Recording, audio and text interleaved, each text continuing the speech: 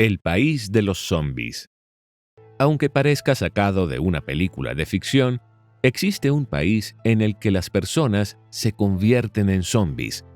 Desde siempre hemos creído que los zombies fueron personas que, al morir, luego de desarrollar una rara enfermedad, o transformados producto de experimentos científicos fallidos, o convertidos en armas biológicas, quedan en un estado de muertos vivientes, cuyo único propósito es el de transformar a personas sanas.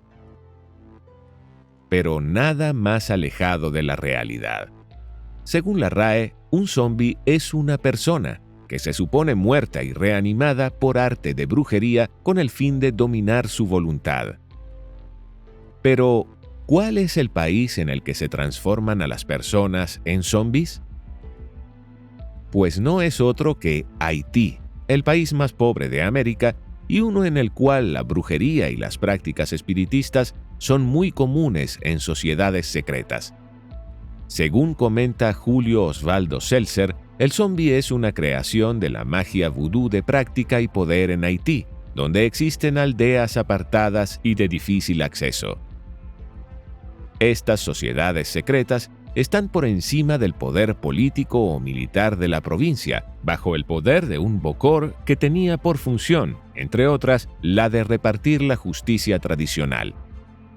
El antropólogo y médico forense francés Philippe Charlier, especialista de la muerte y de los cementerios, investigó el fenómeno en el país caribeño. De sus pesquisas ha sacado un guión para el cómic Los Zombies, que publicó en Francia con el dibujante Richard Guérignot. En una entrevista de Christophe Paget, traducida por Lucille Guimberg, se indica cómo ocurre el proceso. Uno de los principios activos más importantes es la tetrodotoxina, una sustancia neurotóxica extraída del pez fugu, muy popular en Japón, que bloquea muchas terminaciones nerviosas y que, de 4 a 6 horas, produce un estado de muerte aparente de la víctima, a quien luego enterrarán en el cementerio y le cantarán sus funerales. Por la noche, el bokor y sus ayudantes, a los que llaman hombres lobos, destapan la sepultura, sacan el cuerpo y realizan una serie de rituales que incluyen poner a la víctima de cabeza para que la sangre fluya hacia el cerebro y golpearle un poco los brazos para combatir la rigidez muscular y los calambres. También le dan uno o varios antídotos, jugo de beleño, pepino zombie o datura, lo cual desactivará en gran parte la tetrodotoxina. Una vez en ese estado, se le cambia el nombre y se le administran otras drogas que le impiden conservar su libre albedrío, benzodiazepinas, barbitúricos, medicamentos que generalmente recetan los psiquiatras, pero que en este caso van a quebrar completamente a la persona. Se convierten en verdaderos esclavos del mundo moderno. Trabajan en campos de caña de azúcar al otro lado de la isla, en fábricas, o a menudo sirven de por vida para el bokor. Estas grotescas prácticas tienen años viéndose en Haití, al punto que el Código Penal castigaba la zombificación. Pero, ¿era necesaria dicha regulación por parte del derecho penal para frenar esa práctica? Dr. Jonás Aponte. Uno de los principios más elementales del derecho penal es el de fragmentariedad, según el cual solo debe recurrirse a él en los casos que sea necesario frente a los ataques más severos a los bienes jurídicos que pretende proteger o tutelar.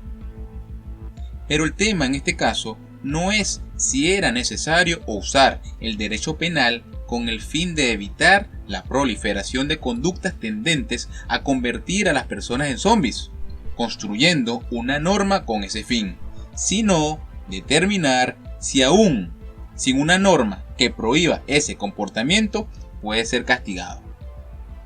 Para responder a la pregunta, primero es necesario ver qué dice el Código Penal de Haití sobre el particular. En efecto, es preciso señalar que dicha norma vio luz en el año 1836, en el artículo 246, que calificaba de atentado contra la vida el uso contra ella de sustancias que, sin causarle la muerte, le hayan producido un estado de letargo más o menos prolongado en cualquier forma, independientemente de la manera en que se hayan utilizado esas sustancias y sus consecuencias. Si, como resultado de este estado letárgico, la persona ha sido enterrada, el ataque será calificado como asesinato. Como podemos ver, el artículo 246 no hace mención explícita a la zombificación. Sin embargo, los actos que describe apuntan a tal fin. En tal sentido, la norma establece dos supuestos hipotéticos y una ficción legal. 1. El envenenamiento y 2. Enterrar viva a una persona. Para lo cual, al darse estas dos situaciones que configuran la zombificación, se entenderá cometido un delito de homicidio. Es decir, la norma crea la ficción de la muerte aun cuando ésta no se haya verificado materialmente. Es preciso destacar que muchas legislaciones castigan el envenenamiento o la adulteración de sustancias infecciosas, u otras que puedan ser gravemente nocivas para la salud. Sin embargo, su castigo no se compadece con la pena de homicidio, que en muchos casos es la más severa, salvo que con el envenenamiento se produzca la muerte, agravando el tipo y por ende incrementando la pena. La privación ilegítima de libertad y la esclavitud son tipos diferentes y posiblemente ofrezcan una pena distinta al homicidio. El otro supuesto, enterrar vivo a alguien, tampoco por sí solo puede considerarse punible, salvo que con esa acción se generen lesiones graves o leves o se produzca la muerte, y en ese caso caeríamos en las consideraciones ya descritas. Siendo así, si los casos de zombificación eran tan numerosos como se dice, parece que la tipificación de esa conducta como punible era necesaria. Pero siempre es bueno entender situaciones como estas con ejemplos prácticos. En 1980 se confirmaron los datos de gente zombificada. Una de ellas es el caso de Clairius Narcisi, que, según los registros del hospital, había muerto el 2 de mayo de 1962.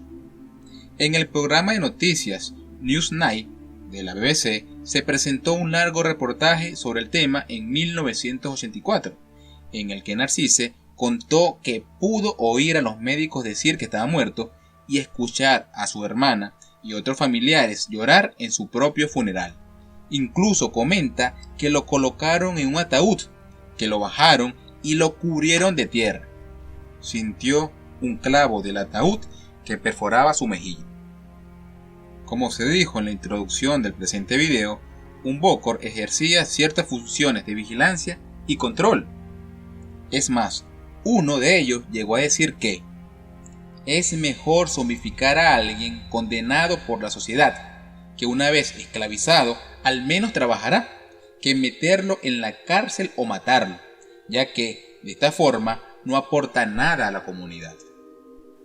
En el caso de Narcisi, lo habían castigado por negarse a mantener a los hijos que tenía con algunas mujeres y por negarse a ceder tierras a un hermano necesitado. En este estado se vio obligado a trabajar durante 2 años en las plantaciones del hechicero. Señaló que más de un centenar de zombies como él trabajaban en estas plantaciones, hasta el día en que uno de ellos mató al hechicero. Como vemos, según comentó uno de los afectados por esas prácticas, existían miles de zombies trabajando como esclavos, por lo que la urgencia de la norma que prohibiera y castigara la zombificación era necesaria, ya que, de no darse el caso con las características que ofrece el enunciado, difícilmente se podría castigar a alguien como homicida.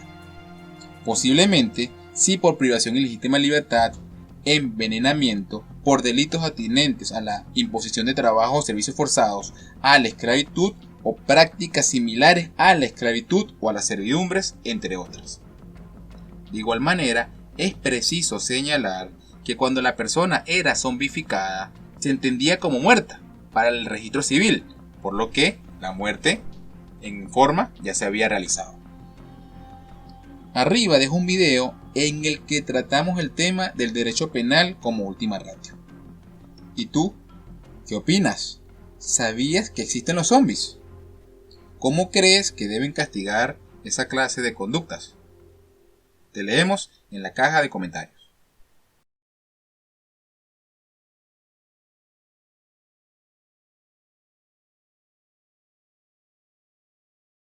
No olvides que puedes enviarnos tus sugerencias y comentarios al correo vitrinalegalconsulta@gmail.com y seguirnos en nuestras redes sociales @vitrinalegal en Instagram y Vitrina Legal en Twitter, o a través de nuestra página web www.vitrinalegal.com.be.